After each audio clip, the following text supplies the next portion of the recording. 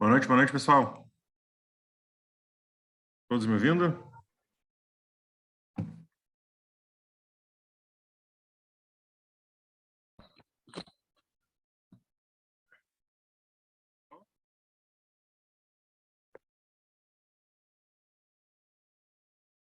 Ok.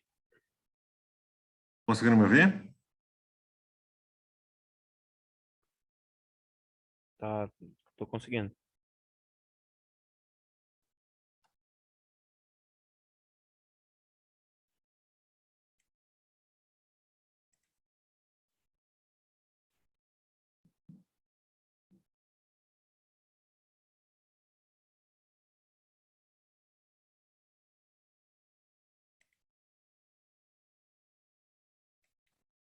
Aí, probleminha aqui.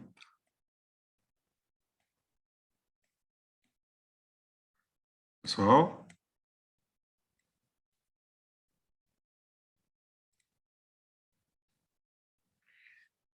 Buenas, então, pessoal.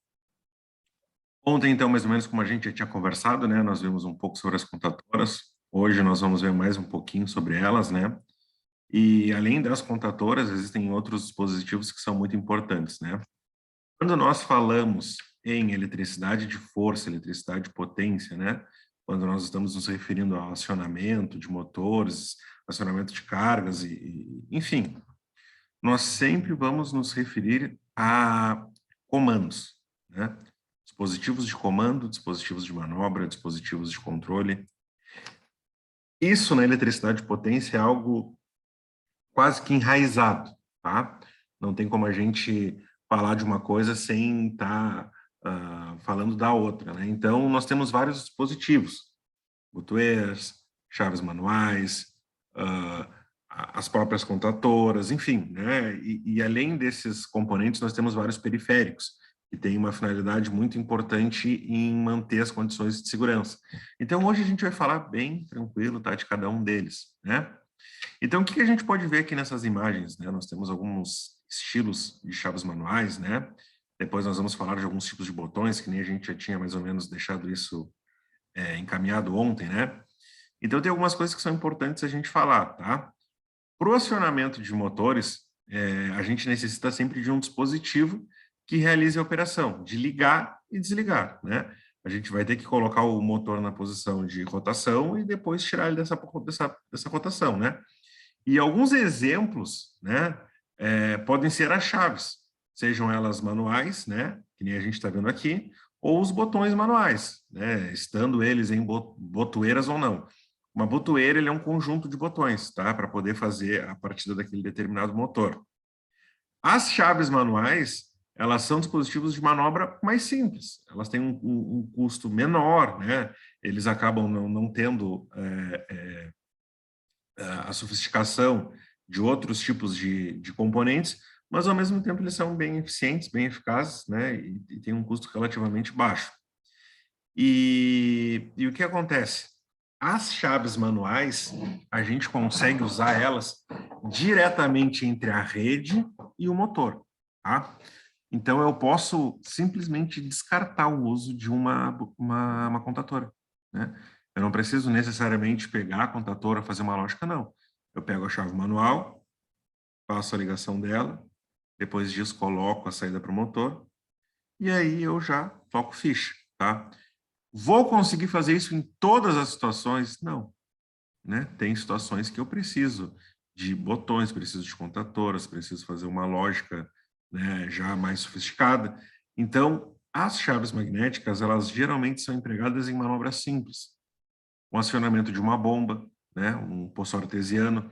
Se vocês forem analisar aí esses motores que a gente tem para fora, né, quando a gente tem lá um sítiozinho, tem um poço, tem que trazer a água, né, lá para ser utilizada na residência, então acaba se usando essas chaves magnéticas.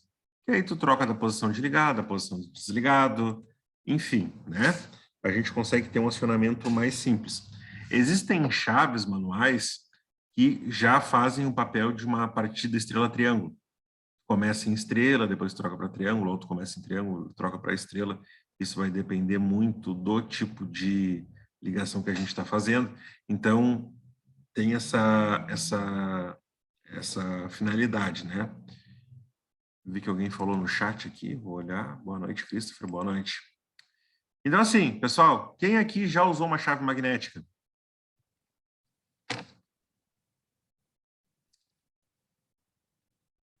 Não acredito que alguém, ninguém da turma tenha usado uma chave magnética na vida.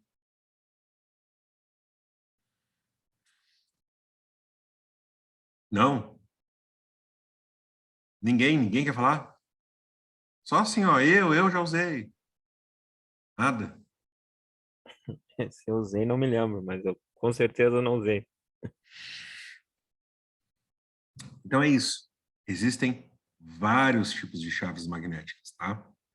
Chave magnética que vai até uma determinada corrente, chave magnética que vai até se ligado, desligado, ou troca de posição, né? Existem vários modelos. Então aqui a gente pode ver alguns desses modelos, né? A gente tem vários botões aqui, várias chaves, e cada uma delas desempenha uma função, tá? É importante a gente entender que é uma operação bastante simples, tá? Ele é praticamente quase como um interruptor, ele vai estar na posição liga ou desliga, tá? Normalmente utilizam-se alavancas para realizar essa operação. Normalmente, não quer dizer, por exemplo, ó, essa outra aqui, ela já não tem uma alavanca tão extensa. Mas, aqui nessa situação, a gente pode ver que a alavanca ela já é um pouco maior e ela dá essa opção, então, de ter um certo espaço para movimentar e fazer a operação de liga ou desliga, né? Tem muitas pessoas que usam a chave magnética para trocar de um motor para outro, de uma bomba para outra, né? Vamos supor assim, eu tenho uma residência, olhem, eu já instalei, né? A residência rural, né? Que tinha a entrada de energia que era muito complicada, né? Como os postes eram de madeira, eles não eram bem isolados, tinha uma tendência naquela região a faltar muita energia elétrica. Porque como tu está numa área muito descampada, muitas vezes tu não tem uma proteção contra ventos, intempéries e coisas do gênero. Então, 2 por 3 acabava ficando sem energia lá, rompia um fio, caiu um poste, acontecia de tudo. Então, um dos moradores acabou usando um gerador a gasolina, né? E aí ele queria deixar na rede ligado o gerador. Quando estivesse usando a energia do poste, né, energia da distribuidora, a concessionária de energia, ele acabava, então, deixando a chave magnética em uma posição, que aí deixava alimentando lá o quadro distribuidor de circuitos dele. Quando ficava sem energia, ele trocava a chave de posição e ia lá e acionava o gerador, né? Então, ela tinha uma finalidade de ser uma chave seccionadora e trocava de posição dependendo da alimentação da energia, né? Isso é algo bem conveniente. A gente pode usar isso nessa situação, pode usar para trocar as bombas lá. Eu tenho uma bomba que serve para encher o poço, a caixa d'água, e uma que serve para esvaziar a caixa d'água, né? Então, dependendo de cada função, vocês vão ter uma chave que pode usar. É simples, não tem muito mistério. Numa partida direta, ela substitui uma contatora, só que ela não te dá a opção de fazer uma lógica, ela só liga e desliga a ferro, tá? Simplesmente isso. Custo menor que uma contatora? Depende também. Tem chaves magnéticas para alto desempenho, para uma carga mais elevada, que acaba tendo um valor maior, né? Dependendo aí da situação, uma chave estrela-triângulo, dependendo do modelo do fabricante, pode chegar a 400, 500 reais ou mais, né? Isso aí é algo bem relativo, tá? E dependendo da contatora, você vai encontrar contatora aí de 200 pila, né? Então, nem sempre a chave magnética vai ser mais barata que uma contatora. E geralmente vai ser, mas não é sempre. Buenas, as botoeiras, né? Então, elas são conhecidas como outra forma de acionamento de motores, né? Elas são de forma manual, né? Vai precisar que alguém coloque o dedinho lá para fazer isso. Quando eu falo forma manual, eu estou me referindo, então, à interação humana, tá? E todos os acionamentos vão ser feitos de forma humanas, diretas ou indiretas. Se eu estiver usando meu smartphone, eu vou estar fazendo o acionamento de forma remota, mas eu estou indo lá, né, e estou fazendo esse acionamento. Eu vou estar na interface homem-máquina, né? Eu vou estar interagindo diretamente com o meu sistema e eu vou estar fazendo esse acionamento também, mas ela não é considerada uma forma manual, né? Por mais que eu coloque meu dedo, porque ela não está ligado diretamente ao quadro de comando. Então, essa é a definição básica, tá? As chaves, né? As chaves, desculpem, os botões ou botoeiras, elas vão estar sempre ligadas naquele conceito que a gente trabalhou muito ontem, né? Sobre o normalmente aberto e o normalmente fechado, tá?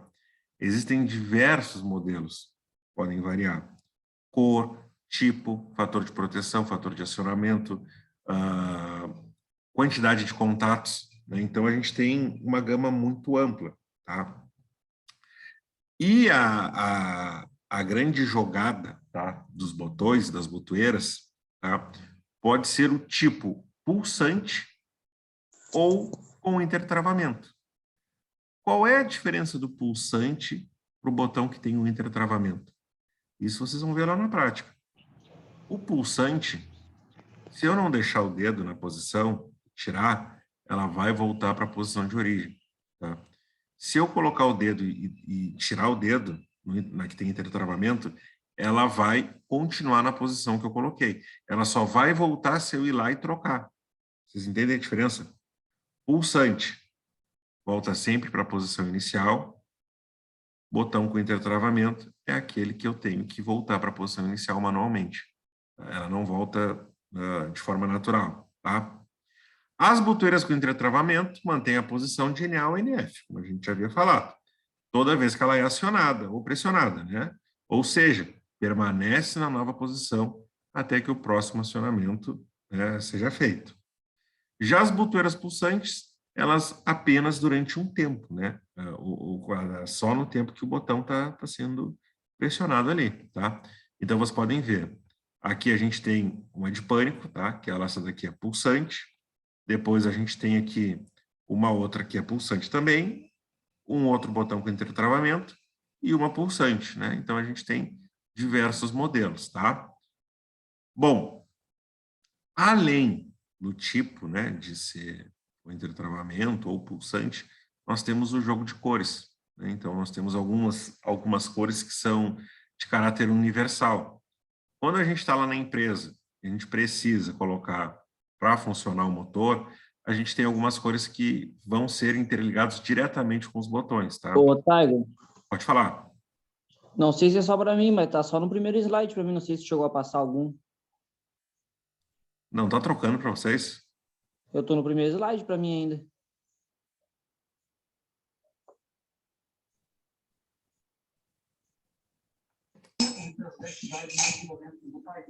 Só está aparecendo ali na lateral ali o slide.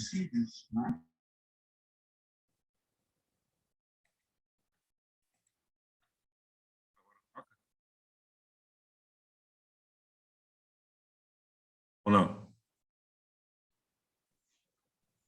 Aí, agora trocou. Agora foi. Tá. Então, retomando aqui, pessoal. Aqui a gente tem as chaves magnéticas, tá? Aqui nós temos os botões, botão pulsante, botão com intertravamento, botão pulsante, tá? Opa, desculpa, esse aqui é com intertravamento, né? Botão de pânico. E aqui a gente tem as tabelinhas de cores, tá? O que são essas tabelas, então, pessoal? Elas são para nos identificar quais são as cores universais que a gente tem em cada um dos botões.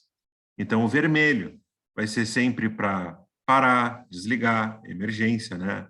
Parada de um ou mais motores, paradas de uma unidade de máquina, parada do ciclo de operação, parada de caso de emergência, desligar em caso de sobreaquecimento ou perigo, tá? O verde e o preto vai ser sempre partir, ligar ou pulsar, tá?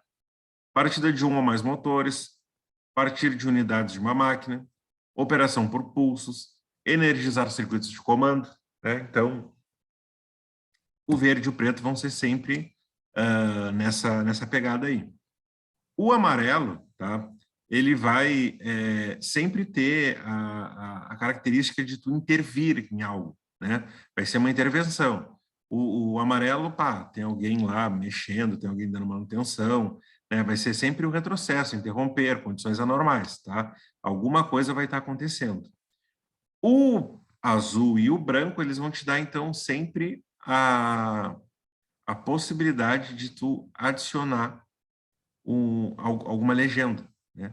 Daqui a pouco tu fez um botão para um tipo de inversão específica ou para algum tipo de parada, algo do gênero, está fora dos padrões normais, então tu vai ter essa possibilidade de acrescer, tá? Vai sempre colocar uma função qualquer, tu vai atribuir o sentido, tá?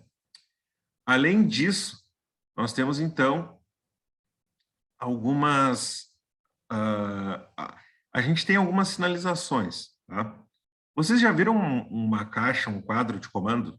Alguém aqui já viu lá que em cima de cada botão geralmente tem uma sinaleira, uma lâmpada, uma luz para identificar? Hein? Pessoal? Pessoal? Estão aqui? Estão comigo? Oi. Aqui no Rio Grande do Sul, o painel coronavírus do governo foi atualizado hoje à tarde e mostra mais 500 então, assim, pessoal, casos de Covid confirmados. Sempre que a gente está falando de um quadro de comando, tá? Vai ter os botões na superfície exterior, vai ter a possibilidade de fazer o acionamento de forma manual. Dentro do quadro, ou cofre, né? Tem muito eletricista que chama de cofre, vai ter, então, lá as contatoras, os relés, a saída para o motor, tudo mais. Na parte externa, a gente vai ter os botões e vai ter as sinaleiras, como eu já vinha falado. Os botões têm um significado, que foram os que a gente viu anteriormente. E já as luminárias, elas vão ter um significado diferente, né? Então, sempre que a gente tiver apertado em um botão, vai trocar de cor a sinaleira, tá?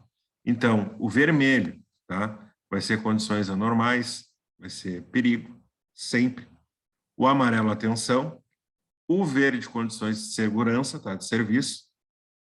O branco, circuito sob tensão de funcionamento normal. E o azul vai ser para algum tipo de interpretação especial, né? Como da outra forma a gente falou do branco e do azul para colocar uma legenda nova, na sinaleira vai se manter a mesma coisa, tá? Então, a gente consegue atribuir valores, significados diferentes, tá? Tudo isso que eu estou falando está dentro da norma, tá? IEC 73 e VDE 0199. Tá? Então, essas duas condições aí tanto de iluminação quanto das cores dos botões vai estar dentro da norma, tá? Aqui, isso aqui, esse barramento ficou... Eu acho que para vocês não aparece, mas para mim aqui me atrapalha. Bom, a gente já falou ontem um pouquinho sobre os contatores, né? Então aqui a gente vai recapitular, tá? Os contatores são chaves de operação não manual, tá? Sendo que seu acionamento é pertinente da ação eletromagnética, que é aquela que a gente falou ontem, né? Então, o que é esse acionamento eletromagnético? Nós temos dois núcleos, o fixo e o móvel, tá? Aí a gente tem as bobinas. Quando a bobina é energizada, então eu vou ter uma propriedade de atração, tá? Entre o núcleo fixo vai atrair o núcleo móvel, e então eu vou ter a comutação, tá? O que é a comutação, então, para a contatora? Eu vou estar trocando as posições dos contatos normalmente abertos e normalmente fechados, tanto para o circuito principal quanto para o circuito auxiliar. Então, comutor, o que está fechado abre, o que está aberto fecha. Para ambos os circuitos, principal e auxiliar. 13 e 14, normalmente aberto, vai fechar. 21 e 22, normalmente fechado, vai abrir, tá? E é assim que a gente vai trabalhando com a lógica lá depois que a gente está fazendo os nossos acionamentos, tá? Tranquilos? Vantagens. Ele me oferece uma segurança, né? Posso acionar ele de forma remota, à distância, né? Enfim, ele tem muitas finalidades que pode nos atribuir o sentido de vantagem em relação às chaves magnéticas que fazem a ligação direta com a carga, tá? As classes são aquelas que a gente falou, a C1, 2, 3, 4 e todas as outras, tá? A C1, manobras leves. A C2, manobras leves, geralmente, né, em comando de motores com anéis coletores, guinchos, bombas, compressores. A C3, serviço normal de manobras de motores com rotor de gaiolas, bombas, ventiladores, compressores, né? A C4, manobras mais pesadas, geralmente tem uma capacidade de carga, de potência muito maior, tá? Específicas, a C6B, chaveamento de banco de capacitores, a C14, tá? Controles de cargas pequenas, né, eletromagnéticas, menores ou iguais a 72 volt-ampere, e a C15, manobras de controles magnéticos acima a 72 volt-amperes, tá? Para regime de corrente contínua, então, nós temos algumas classes bem específicas, tá? DC1, tá? Cargas não indutivas ou pouco indutivas.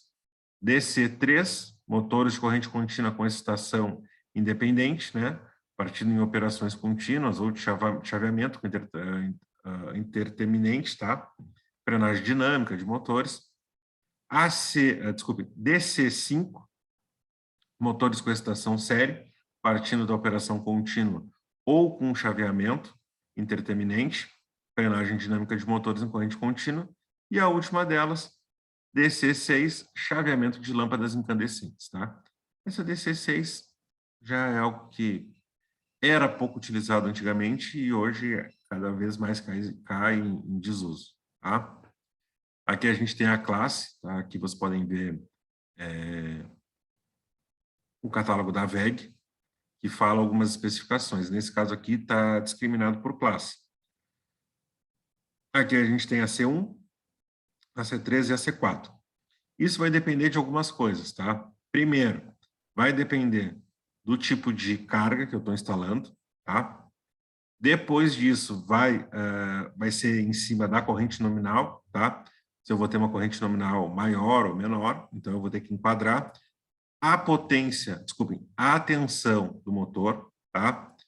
E depois disso eu vou fazendo, né, o enquadramento pelo número de polos, pela corrente nominal, por todos os cálculos que eu vou ir fazendo, tá? Então, a partir disso, eu posso dimensionar e achar o motor mais adequado pela classe e tudo mais, tá? Então, aqui a gente está vendo um exemplo.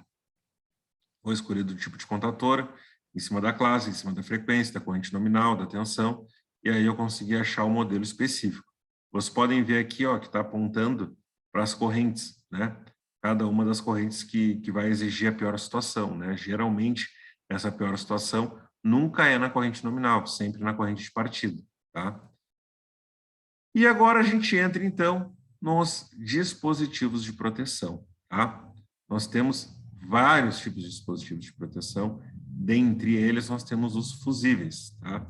Tomem muito cuidado para falar, porque muita gente às vezes acaba confundindo e falando fuzil. Fuzil é aquele que a gente usa na guerra, né? A polícia usa, que o exército usa. O que a gente usa na eletricidade como dispositivo de proteção são os fusíveis, tá? São componentes do circuito de alimentação que tem como função a proteção contra curtos-circuitos, tá? Geralmente contra curtos-circuitos. Não necessariamente que não protejam em outras situações, tá? Para utilização, são utilizados para proteger os dispositivos de comando em caso de curto-circuito interno nas linhas alimentadoras. Geralmente protegem apenas o circuito principal, ou circuito de comando, ou circuito de potência. Circuito de força, ou circuito de potência, tá? Ou circuito principal. A gente pode determinar dessas três formas. Aqui a gente tem os fusíveis de AZ, tipo D, e aqui a gente tem os fusíveis NH, tá? Qual a diferença do NH para o de AZ? Os fusíveis de AZ são para correntes menores. Os fusíveis do tipo NH, eles têm uma tabela, né, que depois a gente vai ver, que tem uma capacidade de condução de corrente muito maior, tá? São para cargas mais espessas, enfim. Eles têm uma proposta diferente de proteção, tá? Eu vejo bastante esses quadrados aí lá. Os do tipo NH, né? Para correia, transportadora, para elevador. Perfeito, porque o que acontece? Os fusíveis de AZED, eles estão caindo em desuso porque o disjuntor motor hoje já consegue fazer a mesma finalidade dele, né? Ele consegue proteger tanto contra sobrecarga, sobreaquecimento, corrente de partida. Então, ele, para esse tipo de corrente que ele suporta, já não tem mais a necessidade de ter um dispositivo específico. Ele já está englobado dentro do disjuntor motor, né? Então, cada vez menos o diazed é utilizado. Como o disjuntor motor ele não tem uma capacidade de condução de corrente tão grande quanto os NH, então o NH ainda é muito utilizado para fazer a proteção do circuito principal, né? Então, hoje na indústria, cada vez mais se mantém o NH e se diminui o diazed, até chegar um tempo em que nem o NH vai se fazer necessário, né? Porque o que Usa ele acontece? bastante para tirar também, para fazer o bloqueio. Bloqueio do circuito, a gente tira eles. Porque A gente não, né? Os eletricistas. Sim, porque o que acontece? O conceito de fusível é algo que está caindo em desuso porque tu não tem como rearmar. Quando o fusível queima, tem que substituir, né? Tu não tem como ir lá, não, o fusível queimou, vou lá e vou desarmar. Não, não tem. Né? O que muito cara faz é fazer jumper, né? É tu pegar uma ponta aqui do fusível, aí tu vai lá e pega um condutor e amarra na outra ponta e segue o baile. Aí tu pensa, pô, tá funcionando, o cara resolveu, mas não, né? Simplesmente ele fez uma ponte, a corrente segue passando, só que dessa vez tu não tem proteção nenhuma, né? Então isso é uma coisa muito errada de se fazer, muita gente faz. E o que acontece, né? O fato da gente ter que substituir ele é algo que não compensa financeiramente. Se tu queima um fusível por dia, 2 fusíveis por dia, 3 por dia, e aí tu vai fazendo uma soma, né? No final do mês, mais vale tu comprar vários disjuntores ou disjuntores motores ou outros dispositivos, né, que tem a possibilidade de rearmar, do que tu ter algo que tu tem que ficar substituindo, né? Como na época a tecnologia era essa, né, acabou se optando por usar eles, mas hoje é algo que já não se aplica tanto, né? A operação do fusível em si, né, seja ele qual for, ele tem um elemento fusível, né, que geralmente é um metal que tem uma capacidade de condução de corrente bem específica, bem precisa. Chegou a uma corrente de 10 amperes, a temperatura gerada por esses 10 amperes vai ser o suficiente para romper esse elemento fusível, né? Então ele vai acabar abrindo o circuito, né? Então, em caso de falha, ou seja, curto-circuito, a corrente que circuita pelo elemento fusível aumenta, causando aquecimento por efeito Joule, até que o ponto de fusão interrompa o circuito, tá? E esse é o mesmo princípio de funcionamento para todos os fusíveis, seja fusível automotivo, seja fusível do tipo D, de AZED, seja para o fusível tipo NH, seja para qualquer fusível, vai sempre ter a mesma lógica. Chegou a temperatura, ele acabou aquecendo, rompeu e aí não obstrui a passagem da corrente, tá? Os fusíveis são caracterizados pela corrente nominal, que é essa que está sempre impressa aqui na frente, tá? Vocês podem ver que esse aqui, no caso, ele é um de 4 amperes, esse aqui é um de 63 amperes, esse aqui é de 20 amperes, 16 amperes, e aqui os NHs, que tem uma capacidade muito maior, 40 amperes, 500 volts e tudo mais, né? Então, vai sempre ser pela faixa de interrupção ou classe de função, tá? As suas classe de objetivo protegido, né? Então, o objetivo que tu tem é proteger para uma determinada corrente. Então, tu vai sempre dimensionar o fusível especificamente para aquela corrente, né? Não que tu vai ter necessariamente um valor preciso, mas pelo menos tu vai ter uma margem de segurança suficiente para poder interromper, caso aquele circuito acabe excedendo essa necessária, né? Então, as classes mais usuais são G, tá, que suportam a corrente nominal por tempo indeterminado, que operem a partir do valor mínimo. A classe A suporta a corrente nominal por tempo indeterminado e são capazes de desligar a partir de um determinado múltiplo da corrente. As classes LG, cabos e linhas, proteção geral. M, equipamentos eletromecânicos. R, semicondutores. E B, instalações em condições pesadas. Aqui um exemplo muito clássico é a operação em Minas, tá?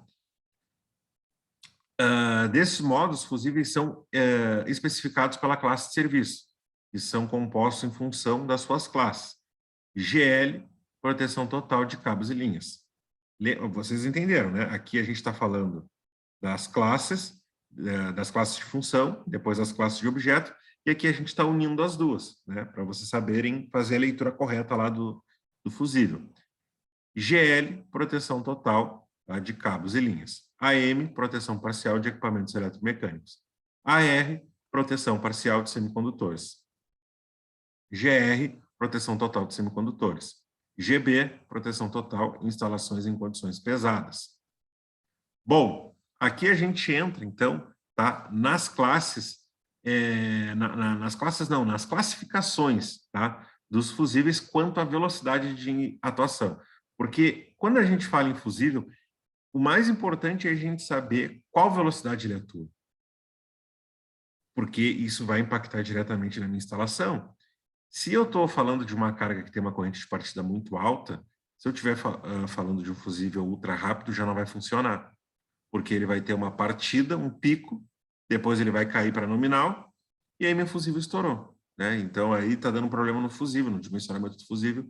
Então eu tenho que entender os tipos de fusível, os tipos de velocidade de atuação, para poder encaixar ele exatamente na minha instalação, né, da forma mais adequada. A gente tem os ultra rápidos, tá? São utilizados para proteção de circuitos eletromecânicos, principalmente para proteção de componentes semicondutores, onde pequenas variações de corrente em um curto espaço de tempo, eles podem fazer o fusível atuar, tá? Os rápidos também são utilizados para proteção de circuitos com semicondutores, né? A sua atuação é rápida o suficiente para limitar o aumento da corrente num curto intervalo de tempo. Depois disso, a gente tem o normal, tá? Que a atuação do fusível é mediana, ele não demora, ele não é tão rápido assim, mas ele também não é tão demorado, né? Tem como objetivo proteção do circuito eletromecânico e circuito elétrico, utilizado na forma mais geral, onde a proteção do circuito não necessita de um tempo de curta atuação, tá? E o retardado, que geralmente são fusíveis de atuação lenta.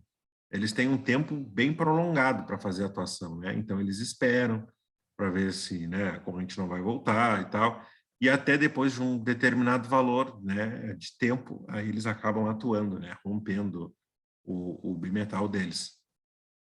Aqui a gente tem, então, vários tipos de fusíveis, né? Fusível de vidro, fusível do tipo cartucho, fusível do tipo D, fusível automotivo, NH, elo fusível, chave seccionadora e o fusível para média tensão, tá? Cada um deles vai ter uma funcionalidade diferente dentro dos equipamentos que a gente vai utilizar, tá? Aqui a gente já falou um pouco das características, né? Aqui vocês podem ver, ó, 4 amperes GR, 63 amperes GL, 20 amperes GL e GG, 16 amperes GL, cada um deles vai ter uma característica diferente, tá? O fusível diazed, tá? Ou diametral, né? Diazed, que geralmente é o da Siemens, é utilizado em residências ou na indústria, tá? Oi? Oi? Não é esse nome? Alguém falou alguma coisa?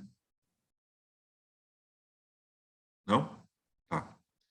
Geralmente, esse fusível é indicado para correntes nominais de 2 a 63 amperes, tá? A capacidade de ruptura dele, ele pode chegar até 50 kA e uma tensão máxima de 500 volts, tá? Diazed, ou tipo D, geralmente vai chegar até uma tensão máxima de 500 volts, tá? Só que ele tem todo um aparato, né, para poder fazer a ligação dele, né, tudo direitinho. Então, vocês podem ver aqui, ó, as partes principais. A gente tem a tampa, o elemento fusível, né, o próprio fusível, o anel de proteção e a base, tá? E os parafusos de ajuste. Vocês podem ver que tem todo esse conjunto aqui para a gente conseguir entender, para a gente conseguir instalar. A parte substituível, após essa operação, é o elemento fusível, tá? Que é esse aqui que substitui. Tu não vai trocar tudo, né? Tu vai trocar só o fusível quando ele acaba rompendo, tá? Ele tem uma areia de quartzo por dentro, tá? E ele tem uma certa espoleta, tá? Um olhinho ali na ponta que a gente consegue ver, então, se ele está funcionando ou não. Porque quando ele queima, ele acaba rompendo o elo fusível e aí aquele olhinho sai, né? Acaba saindo essa ponta aqui, né? Então, a gente consegue ver. Se tiver caído, a gente sabe que o fusível deu para a bola, né? Não está mais funcionando. Essa areia de quartzo que tem dentro dele é uma areia muito importante nesse processo de rompimento, porque ela é totalmente isolante, né? Então não deixa a corrente circular por ele.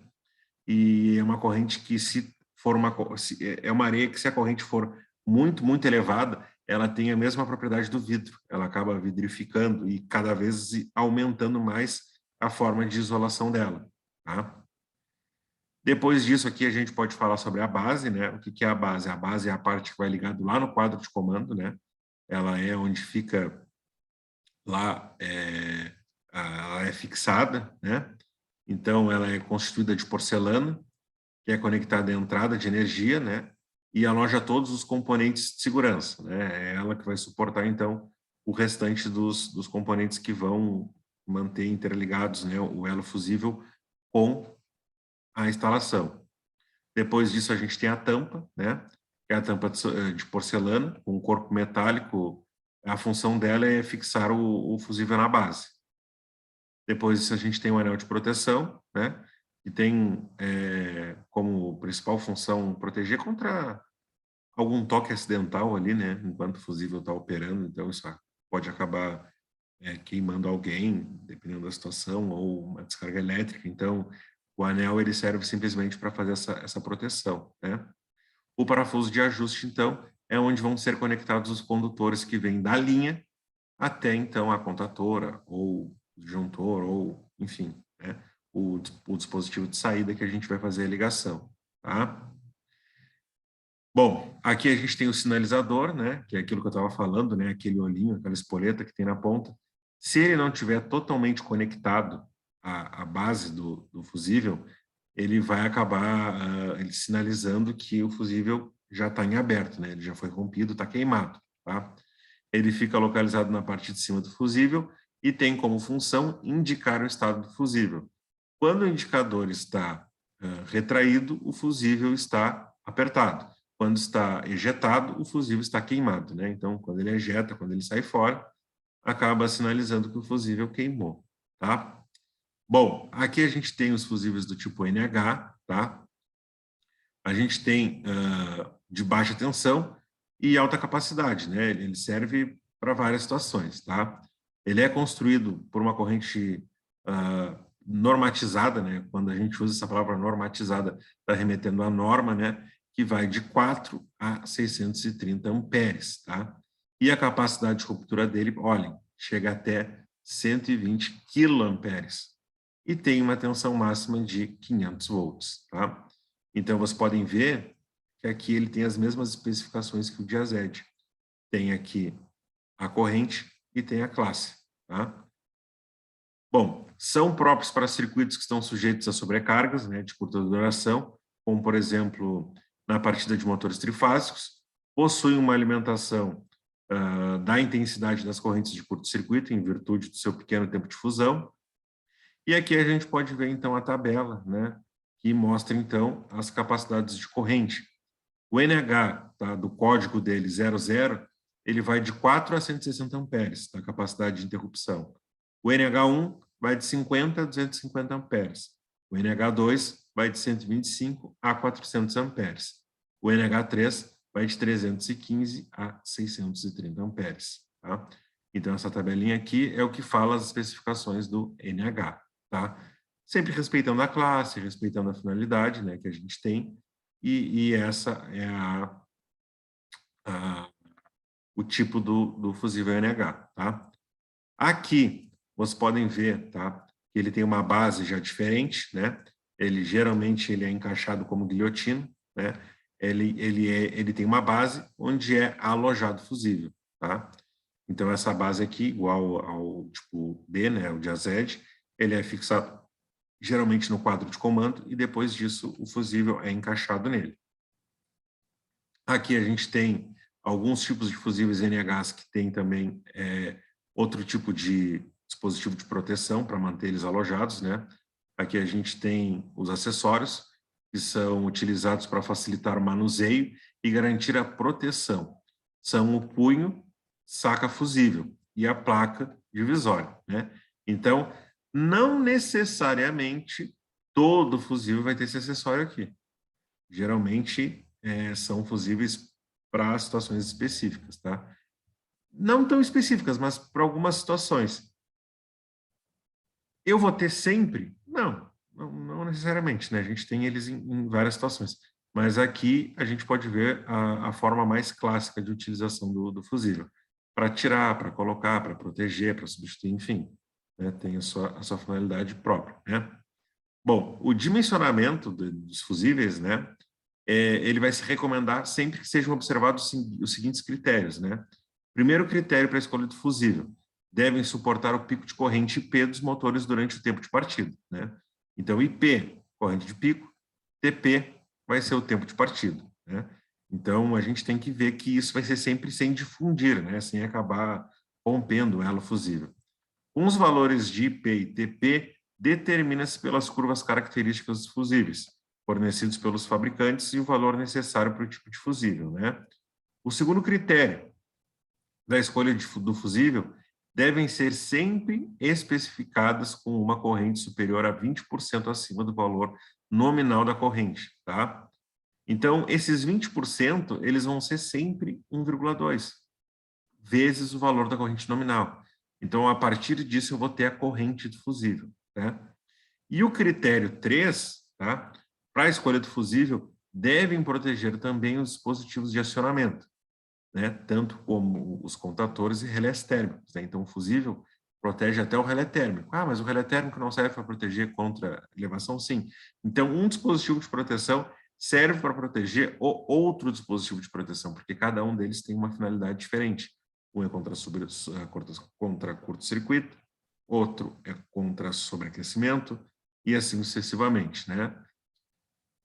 Para isso, verifica-se o valor do fusível, admissível na tabela, e vai ver também o valor dos contatores e relés, né? O valor da corrente IF, né, a corrente do fusível máximo, é lido nas tabelas fornecidas pelos fabricantes, né? Então, aqui a gente tem no dimensionamento aqui os fusíveis, né? Então, por exemplo, aqui eu tenho um tipo de relé térmico. Eu tenho também a corrente admissível para o meu fusível, que vai estar interligado diretamente com ele, né? E assim também com as contatoras, se a gente olhar lá, então a gente vai ter sempre parâmetros que vão estar induzindo ao valor do fusível que a gente vai usar. Tu calculou a corrente de partida, calculou a corrente do fusível, já tens uma ideia, vais olhar lá no catálogo do fabricante da contatora, vais olhar lá no catálogo do fabricante do relé térmico, bom, tudo isso vai te jogar lá para um valor determinado. Então, aqui a gente tem os valores padrões, né? Aqui a gente tem o do tipo D, 2, 4, 6, 10, 16, 20, 25, 35, 50, 63 amperes, tá? Depois a gente tem os NHs, que vai de 6 a 1.250, tá? Isso aqui são os valores comerciais, tá? Os valores de corrente nominal dos fusíveis. Vou sempre achar um valor perfeito? Não, mas aí eu arredondo, né? Para arredondar, tem sempre que ter o bom senso. Quando a gente fala em proteção, a gente sempre arredonda para menos, nunca para mais, tá? Aqui são as curvas características, né? Então, a gente vai ter que olhar lá o tempo que ele vai demorar para atuar, e aqui a gente vai olhar a corrente. Conforme o tempo e a corrente, a gente vai tentar chegar lá. Por exemplo, assim, ó, vamos supor que eu tenha 10 amperes, tá? E aqui eu tenho um tempo de 1 segundo, né? Ou dependendo da tabela, vai estar em milissegundos, né?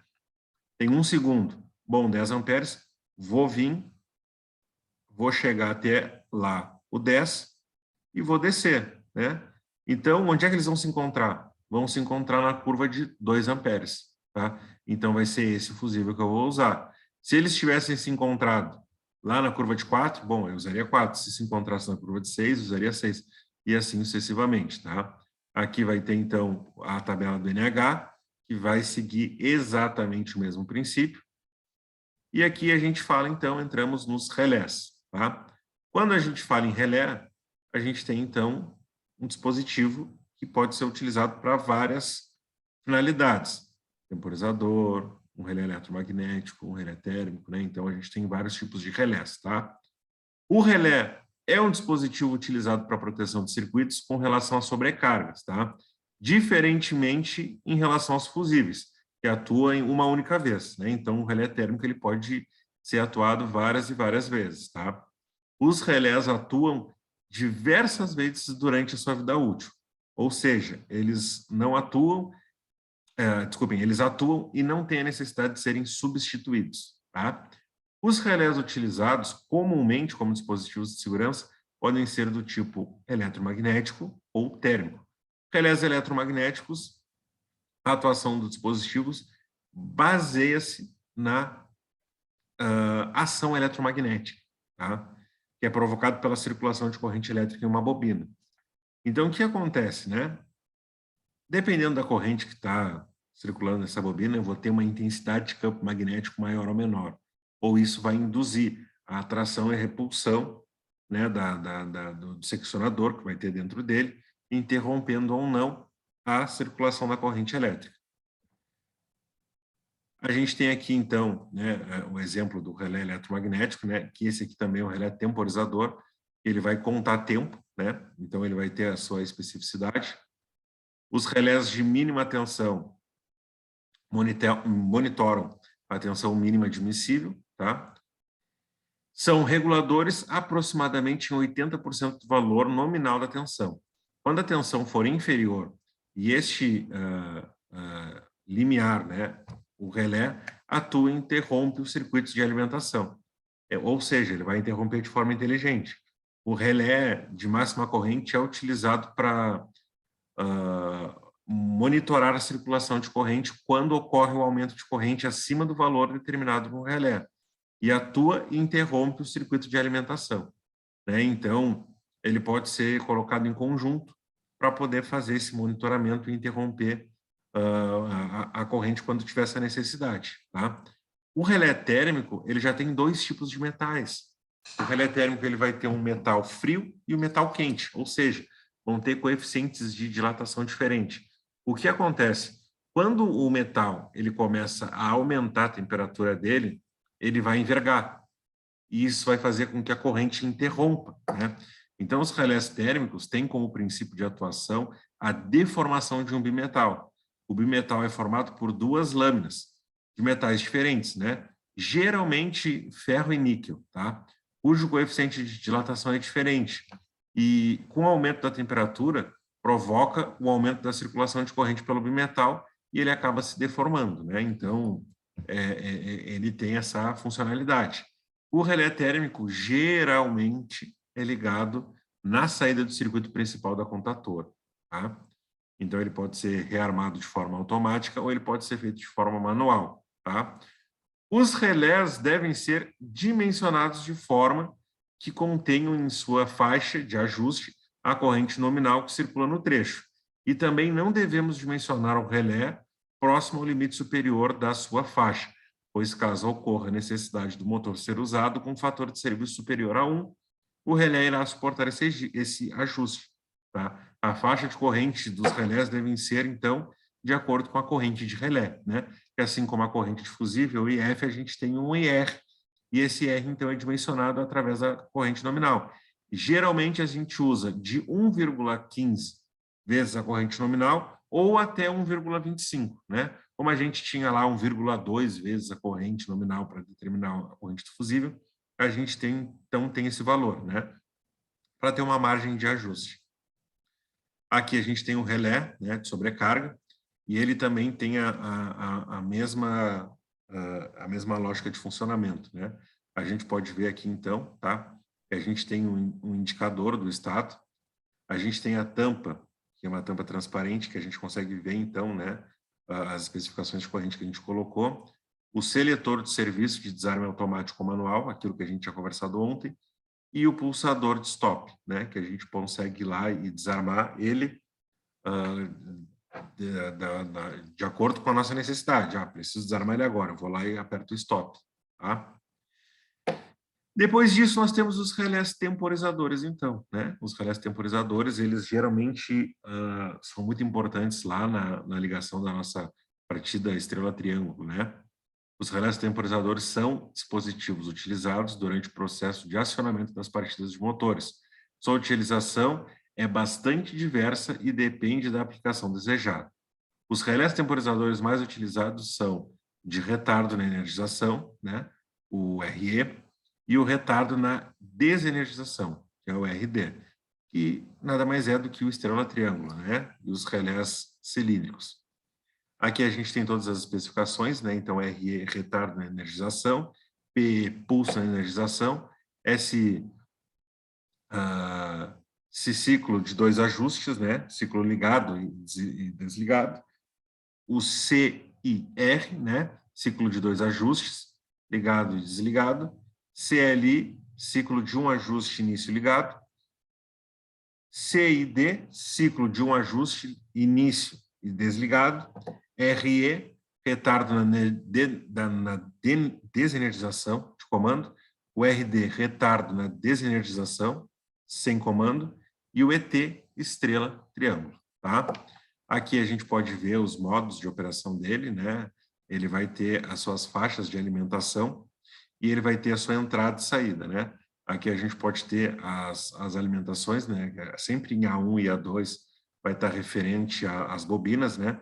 E cada uma dessas faixas aqui, então, vai ter o seu ajuste de tempo, que ele vai demorar para armar e desarmar, e a entrada e a energização, né? Então, isso aí a gente vai sempre ver se vai ter que fazer algum retardo, se ele vai ser ligado diretamente, se ele vai ser ligado inversamente. Então, todas essas especificações vão estar sempre no catálogo do fabricante, né? A gente vai olhar sempre o modo de operação, tá? Buenas. Ainda faltam juntores motores, né? Ainda faltam algumas coisas que a gente precisa trabalhar, né? Acho que a aula já ficou bem maçante, com muita informação por hoje, né? E acho melhor a gente deixar para amanhã, então, para a gente entrar nos juntores motores, né? A gente ainda tem que ver algumas coisas até o final da semana, para a gente começar a próxima semana, então, nas atividades práticas, onde a gente vai conseguir pegar os motores, pegar os juntores, os relés, tudo e colocar para rodar, tá? Então, hoje a gente vai encerrar por aqui. Beleza? Tranquilo? Ok, Tranquilo, valeu, tranquilo. cara. Tranquilo? Obrigado. Porque senão fica muita informação, começa a ficar maçante, né? Tá? Então, beleza, pessoal. Boa noite a todos aí. Tá? Até amanhã. Valeu, boa noite, professor. Boa noite, boa noite. Valeu, Tchau, tchau. boa noite. Tá. Valeu.